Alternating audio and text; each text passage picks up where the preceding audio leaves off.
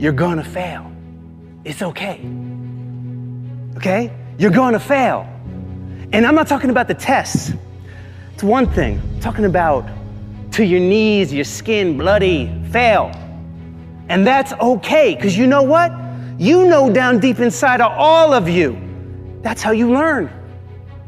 You need to be motivated by failure. How'd you learn how to walk? You crawled, then you fell down, busted your tooth, got some blood in your mouth, you get up and you walk, right? Self-directed.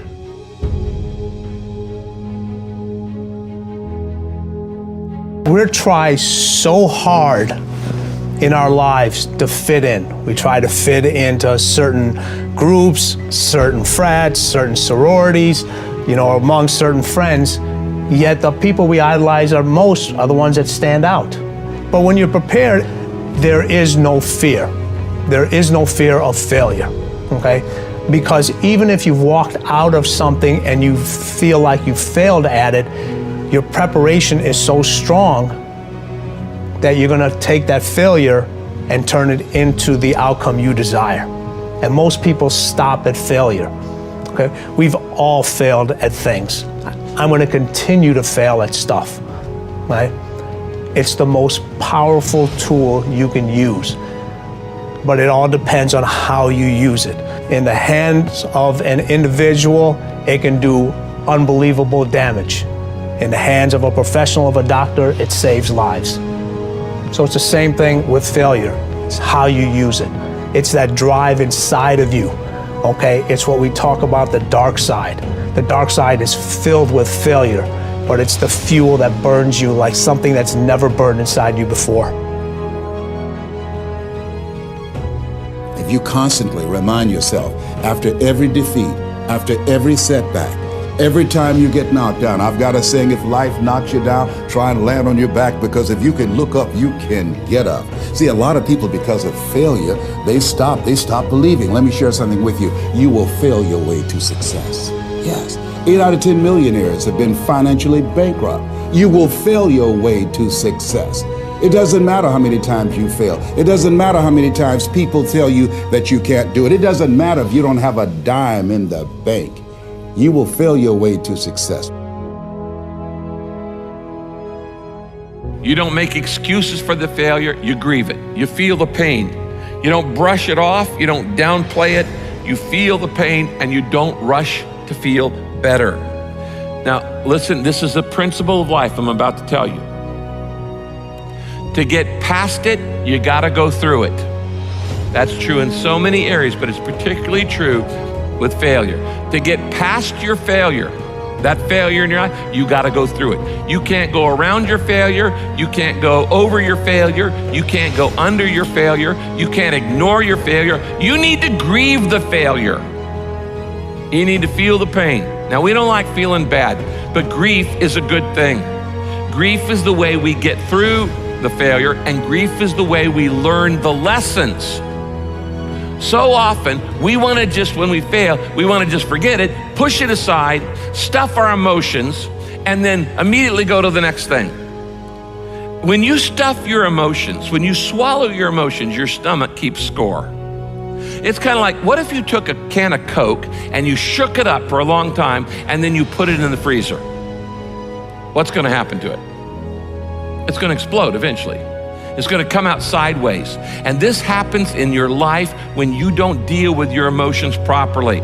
This is why sometimes 6 months after failure, a marriage falls apart. Or 6 months after somebody gets laid off work, there's another problem. There's a physical health problem, things like this. Because you've shaken up the can and you've got all these emotions feeling inside of shame and regret and fear and insecurity and all the things that come with failure, and you're not dealing with them.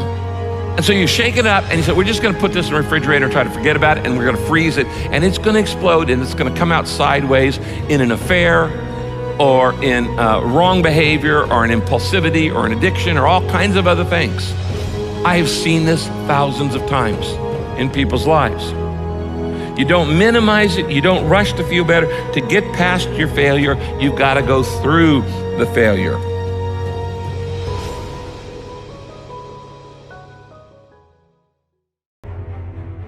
Everyone encounters difficulties. There is no easy road. It does not exist. It is impossible. Everyone has issues. If you have time to pursue a hobby, if you have time to do anything in your life, you can better yourself. And here's one way you never better yourself. When you come up with excuses for why other people are successful and you're not. Everybody has a hard road. I wanted to jump out a window several times during my young life. We all go through hard times. We all go through depression. We all go through doubt and moments in your life where it's really difficult. That is what makes you a person. And those difficult moments are what build your character. Show me a great man who's the son of a great man. Kids that are born billionaires, you're never going to be a self-made person. You have a backup trust for your backup trust for your trust, and you're f***ed, man.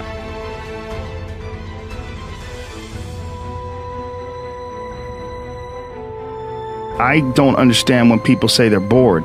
Because if I had the time to live 100 lives, I'd be speaking different languages, I'd be living in different countries, I would try a number of different careers, because I think there's a lot of unbelievably fascinating, puzzling, complex things that you could study in this world. That's just me and my personality. Well, I was involved in martial arts very early, and I think that is one of the things that motivated me to explore difficult tasks, because through difficult tasks you learn an incredible amount about yourself, and you through the fire of competition you get to understand motivation, you get to understand the resistance that you have inside your mind to doing hard work, you get to understand the rewards of discipline. Like, you don't truly appreciate relaxation unless you've worked hard. That is the yin and the yang of life, and I've said this to the point of people getting sick of it, but one of the worst decisions a man can make, I can only speak for men, obviously, is to be comfortable. I don't think you should try to be comfortable. I think what you should try to do is try to earn comfort. And if you can get a day off where you've worked hard and you've accomplished goals, that day off will be so sweet. Probably should relax more than I do, but I never feel like I earned it. But that's part of the reason why when I do feel like I earned it, I can enjoy it. It's because I am more connected to the idea that I need to accomplish things for anybody else's benefit other than my own, or anybody else's approval other than my own. When I have a task, whether it's today I'm going to write 1,000 words, or 2,000 or whatever the number is. If I don't do that, I write things down. Like, I'll write down a list of things that get accomplished that day. And if I don't accomplish that, I'll get sick.